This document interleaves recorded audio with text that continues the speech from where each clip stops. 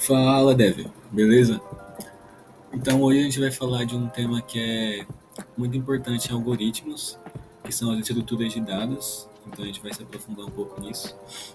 Se você não sabe o que são algoritmos, se você é novo na área, a gente fez um vídeo sobre isso, foi feito pelo Eduardo, ele contou um pouco sobre o que são os algoritmos e como é que eles são importantes no, não só para a tecnologia, mas no nosso cotidiano também. Então eu vou deixar ou na descrição do vídeo ou no izinho que aparece em cima do YouTube. Tá bem bacana, então vale a pena assistir. Bora lá então. Bom, então com a chegada dos computadores pessoais, ali mais ou menos pela década de 90, a quantidade de dados que o ser humano passou a produzir aumentou muito, assim, de maneira drástica. Então logo nasceu a necessidade de se manipular esses dados. O ser humano ele criou algumas técnicas, algumas maneiras inteligentes de se trabalhar com esses dados utilizando os recursos computacionais, porque esses dados eles não podem ser manipulados de qualquer forma, tem que ser pensado. A maneira como você vai utilizar esses dados depois, como eles serão processados depois, isso ajuda você a definir a forma como eles vão ser agregados, como eles serão organizados. Então, conhecer dessas técnicas é muito importante, porque elas são a base de compreensão para muita coisa que está no mercado, que são nas empresas, e também para muitos softwares que já estão desenvolvidos ou que você venha a desenvolver, que você precisa desenvolver. Então, por exemplo, bancos de dados utilizam essas estruturas, aplicativos utilizam essas estruturas, navegadores utilizam essas estruturas. É muita coisa que você precisa conhecer para aprender a trabalhar, a trabalhar com elas. Então, a gente vai conversar um pouquinho aqui sobre os vetores, as listas ligadas ou listas encadeadas, pilha, fila e as árvores. A gente vai conhecer um pouquinho dessas estruturas. Vou tentar ser o mais breve possível, até porque existe uma matéria inteira sobre esse assunto na faculdade, mas vai dar para a gente dar uma boa elucidada. Então, a primeira, o vetor. O que é um vetor? Um vetor é uma estrutura de dados que armazena uma sequência de elementos do mesmo tipo em posições consecutivas na memória. O que isso quer dizer? Ó, vem aqui comigo. Um vetor é uma sequência de elementos consecutivos na memória. Dentro de cada vetor, a gente tem os valores e o índice. O índice é a posição de cada elemento, de cada valor no vetor. Então aqui, por exemplo, o 2 está na posição 0, o 4 na posição 1, o 8 na 2, e assim sucessivamente. O acesso nos elementos do vetor ele é bem rápido mesmo. Porque na memória em si, os elementos estão realmente colados um no outro. É um pouco mais complexo do que o desenho que você está vendo aqui, mas não muda muita coisa não. Os elementos estão realmente bem próximos um do outro na memória. Então é bem fácil de acessar um elemento no vetor. Mas se você quiser inserir algum valor no meio do vetor, complica um pouco. Por quê? Se eu quiser inserir aqui um elemento no lugar do 32 sem perder o 32, o que eu vou ter que fazer? Eu vou ter que percorrer o vetor, aí eu vou ter que copiar o 32 para frente e o 64 uma casa para frente também. E aí eu vou ter uma posição livre aqui para poder inserir. Então a inserção no vetor demora um pouco mais. Existem mais operações que dá para se fazer com o vetor, como remoção ou a busca, mas o que interessa aqui para a gente é a estrutura dele. Então, como vocês viram, o vetor é uma estrutura que tem um acesso muito rápido a qualquer elemento no índice dele, e é uma estrutura simples. fácil de se armazenar os dados e organizar eles ali. Mas em contrapartida, as operações como inserção, remoção, no meio do vetor, elas podem ser mais lentas, justamente por conta daquilo que eu havia falado. A lista encadeada ou a lista ligada, ela é uma estrutura que soluciona alguns dos problemas do vetor. A lista ligada ou lista encadeada, ela é uma estrutura um pouco mais dinâmica. Eu já explico já por que ela é mais dinâmica.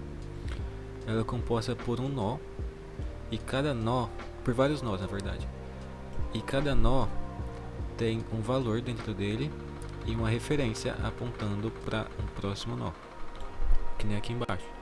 Tem um nó e a referência apontando para um próximo nó. Pode parecer que eles estão próximos, próximo assim eu digo em distância, por causa do desenho. Tem uma setinha aqui, dá para você ver a seta, mas na memória em si, pode ser que eles estejam próximos um do outro na memória, pode ser que não. Enfim, por que que eles são... ela é uma estrutura um pouco mais dinâmica. Se você quiser adicionar se você quiser adicionar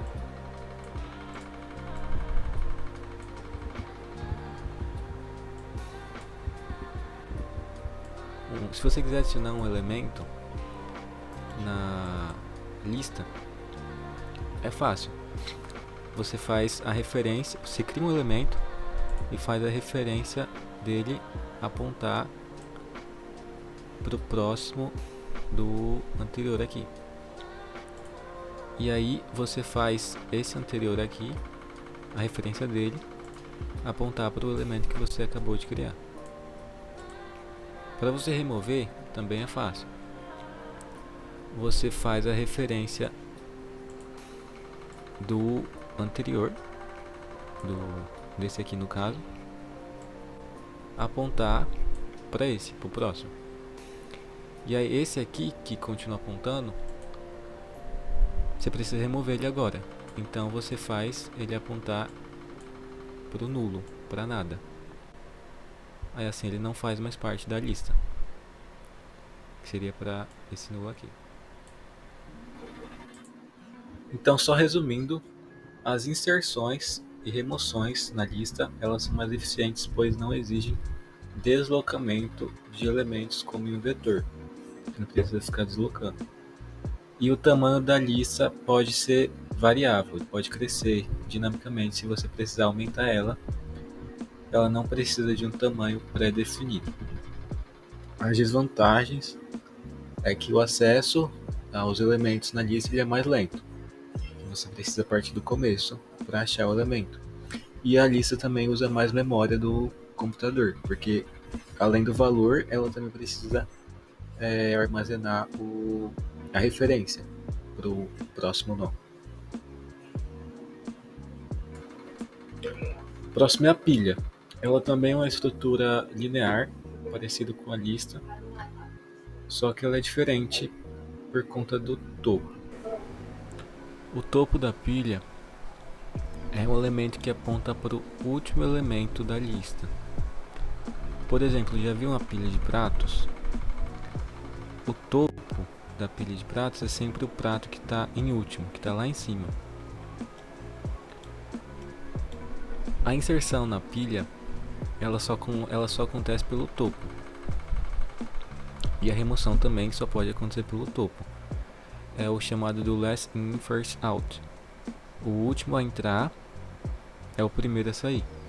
Então, se você for fazer uma inserção ou uma remoção, você tem que remover pelo topo. Que no caso você faria esse carinha aqui, apontar para esse, e removeria esse aqui no caso da remoção. E a pilha também é composta por nós, onde cada nó tem um valor e a referência para o próximo. Então, o que eu acho interessante de comentar aqui, depois você pode até pausar e ler isso com mais detalhe, mas é que o acesso dos elementos na pilha, ele é mais difícil. Para você acessar um elemento, você precisa primeiro remover os que estão em cima até você chegar nesse elemento em específico. Certo? Então, a próxima é a fila. A fila também é uma estrutura de dados linear, só que ela segue o padrão FIFO, diferente da pilha, que é o LIFO. A fila também é uma estrutura composta por nós, em que cada nó tem o valor e a referência que aponta para o próximo nó.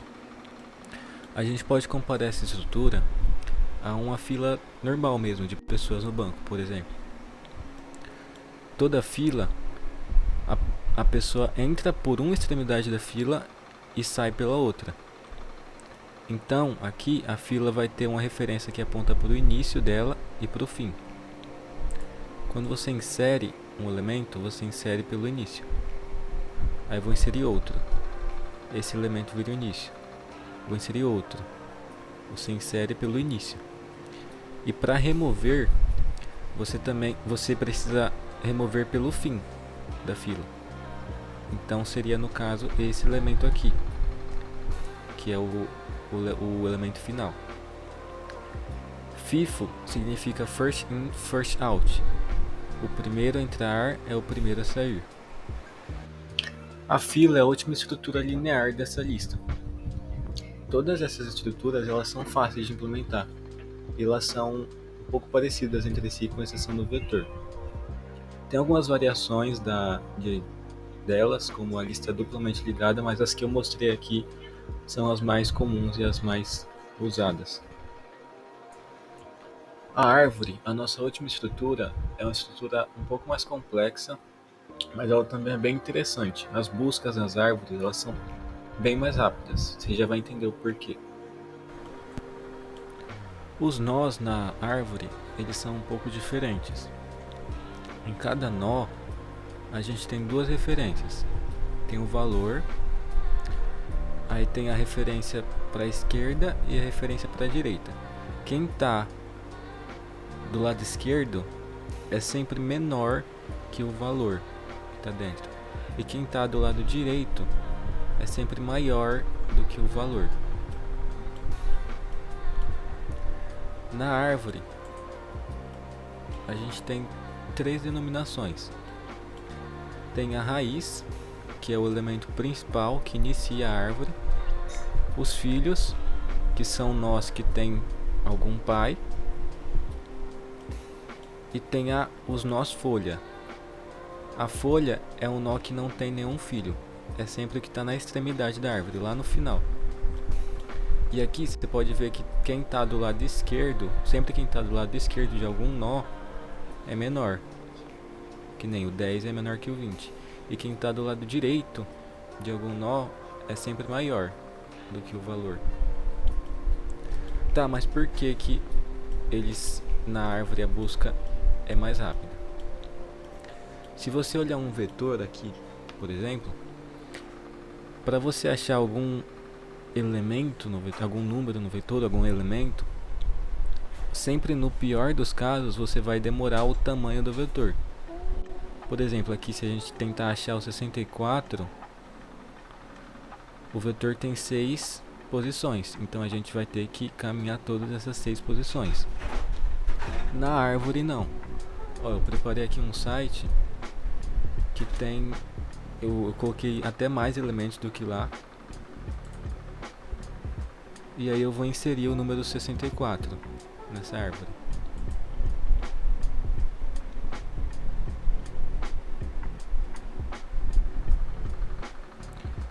Para eu achar esse número 64,